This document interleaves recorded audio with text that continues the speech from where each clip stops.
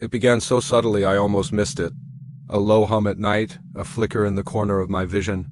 But by the third day, the signal in my sink was no longer hiding. It made itself known through the radio static, the mirror fog, and the stains on my walls. I tried ignoring it, pretending it wasn't creeping closer each night.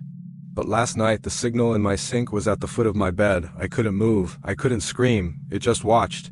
And breathed. I don't remember falling asleep again. But when I woke up, my bedroom door was gone. The walls have no seams. No way out. The lights flicker like a heartbeat.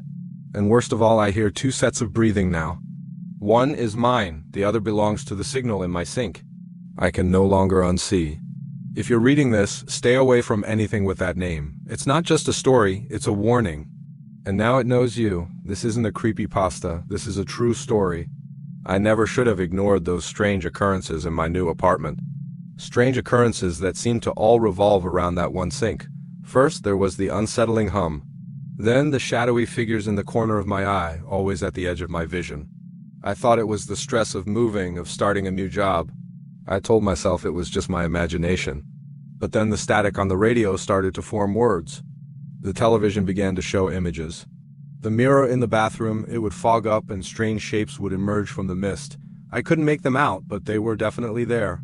Watching me, waiting, I tried to convince myself it was all in my head, but then the walls started bleeding. At first it was just a small stain, but it spread like ink on a paper towel, soaking into my fabric wallpaper. I could feel the eyes boring into me, even though I knew no one was there.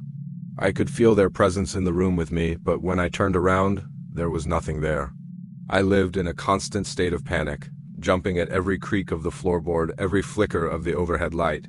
But it only made the entity in the sink stronger. Then it began to take shape. I saw it clearly for the first time, sitting at the edge of the sink, watching me. I wanted to scream, to run, but I couldn't. Fear paralyzed me.